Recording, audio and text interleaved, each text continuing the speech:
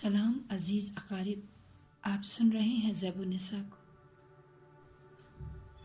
کہانی کا آغاز کرنے سے پہلے ایک چھوٹی سی بات کہتے چلیں۔ رشتوں کی دہری پر انسانی رشتے تو اپنا الگ مقام رکھتے ہی ہیں، لیکن کبھی کبھی انسانوں کے علاوہ بے زباں بھی، مساکین بھی اپنا حق مانگتے ہیں انسان سے، اور جس کو ادا کرنا ہی انسانیت کی تکمیل ہے۔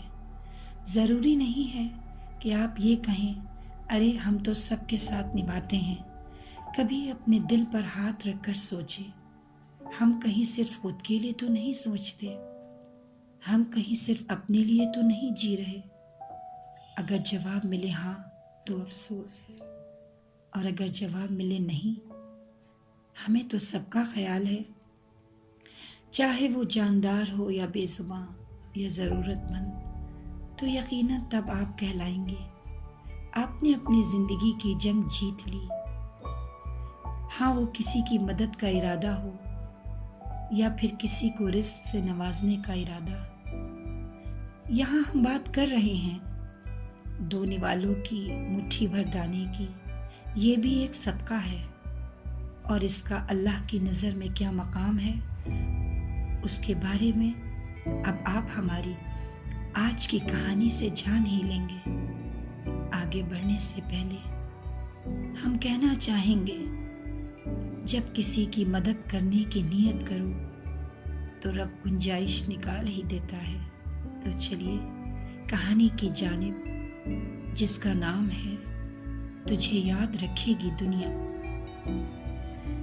آج بھی یاد ہے، وہ ایک مسافر تھا۔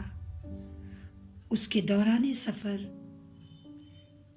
ایسی تکلیفوں سے اسے سامنا کرنا پڑا کہ پوچھیے مت، مگر پھر بھی وہ ہمت نہیں ہارا۔ یہ کہانی لداخ کی ہے۔ اس کا نام طاہا تھا۔ بچپن سے ہی بہت سیدھا سادھا سا، یا یوں کہہ لیں ایک بچپن بالکل خاموش سا۔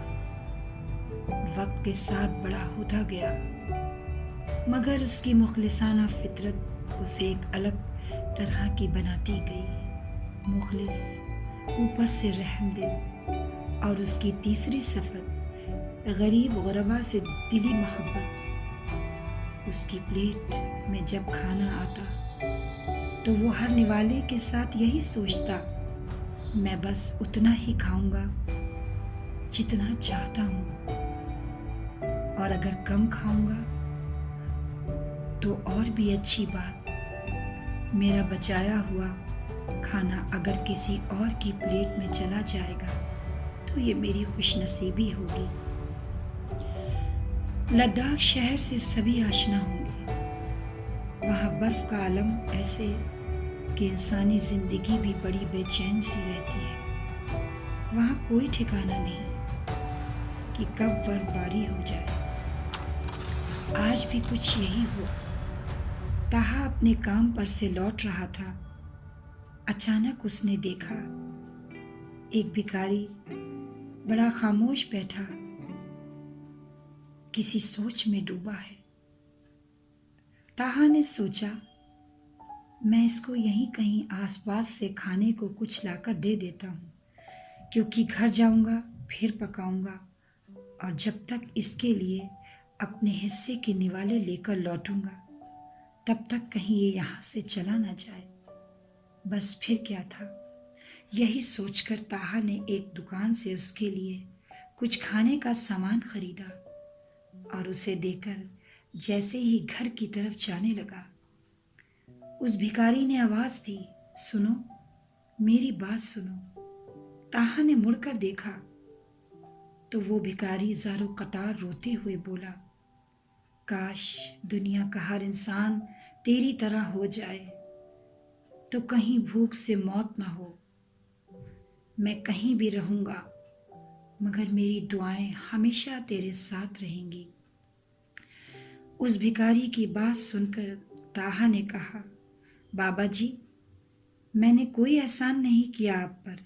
یاد رکھیں، دانے دانے پر لکھا ہوتا ہے کھانے والے کا نام، کب کس کو کہاں کیا دیا جائے گا سب کا فیصلہ رب پہلے ہی کر دیتا ہے۔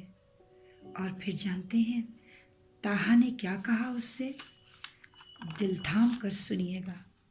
وہ بولا، مجھے نہیں معلوم کہ میں جو کچھ بھی تم سے کہنے جا رہا ہوں وہ تم سمجھ پاؤ گے کہ نہیں، اور یہ بھی نہیں جانتا تم کون ہو، کس مسلک کے ہو۔ میں تو بس اتنا جانتا ہوں تم ایک انسان ہو اور ضرورت مند بھی۔ پھر مجھے ایک بات یاد رہتی ہے کہ مجھے جہنم کی آگ سے بھی بچنا ہے، چاہے ایک کھجور کے آدھے حصے کے ذریعے ہی کیوں نہ ہو۔ آؤ اسی بات پر تمہیں بتاتا ہوں۔ مدینہ منورہ میں جو غربا اور مساکین تھے ان کے لیے نبی کریم صلی اللہ علیہ وسلم نے انصار کے مشورے سے ایک انتظام یہ کیا کہ مسجد میں ان کے لیے کھجور کی شاخ لٹکا دی جاتی، اور جو حاجت مند چاہتا اس میں سے کھجوریں چھاڑ کر اپنا پیٹ بھر لیتا۔ اس سلسلے کو دراز کرنے کے لیے یہ بات طے ہوئی کہ انصار مدینہ اپنی باری مقرر کر لیں۔ ہر شخص اپنی باری کے دن باغ سے خوشہ لا کر مسجد نبوی کے ستون سے لٹکا دیتا، اور اس کام کی ذمہ داری حضرت معاذ بن جبل رضی اللہ کو دی گئی۔ کھجوریں لٹکانے کے لیے انہوں نے 2 ستونوں کے درمیان ایک رسی باندھ دی تھی۔ ذمہ داری سے مراد اس کی حفاظت یا تقسیم کا کام تھا۔ حضرت جابر رضی اللہ عنہ فرماتے ہیں، باغ والے اپنی حیثیت کے مطابق کھجوریں لاتے، کوئی 1 کوئی 2 خوشے لاتا اور مسجد میں لٹکا دیتا۔ اہل صفا کے کھانے کا کوئی مستقل انتظام نہ تھا۔ جو شخص بھوکا ہوتا وہ آ کر لکڑی سے جھاڑ لیتا، کچی پکی کھجوریں گرتی اور وہ کھا لیتا۔ اس طرح کی اجتماعی ضرورتوں کی تکمیل کے ساتھ نبی کریم صلی اللہ علیہ وسلم انفرادی طور پر پیش آنے والی ضرورتوں کو بھی پورا کرتے رہتے تھے۔ یہ انفرادی ضروریات کئی طرح کی ہوتی تھیں، جن میں مہمانوں کی ضیافت، یتیموں کے ساتھ حسن سلوک، اور سماج کے دبے کچلے لوگوں مثلاً بیواؤں اور غلاموں کی ضرورتوں کی تکمیل شامل تھی۔ طٰہٰ نے اپنی بات ختم کی تو دیکھا وہ بھکاری آنکھیں موندے بیٹھا ہے۔ طٰہٰ نے حیران ہو کر کہا، بابا آپ نے کچھ سنی بھی میری باتیں یا یوں ہی سو رہے تھے؟ اس کی بات سن کر بھکاری مسکراتے ہوئے بولا، تجھے یاد رکھے گی دنیا جب بھی اس شہر کی تاریخ لکھی جائے گی۔ طٰہٰ بولا، ارے نہیں بابا، میں ایک ادنا سا انسان ہوں۔ طٰہٰ کی اس بات پر بھکاری بولا، یہی تو بات ہے، تو کچھ نہ ہو کر بھی سب کچھ ہے، کیونکہ تیرے دل میں خوف خدا ہے اور تو جہنم سے ابھی سے بچنے کی تیاری کر رہا ہے۔ بہرحال دوستو، آج کی کہانی تو بس یہیں تک تھی،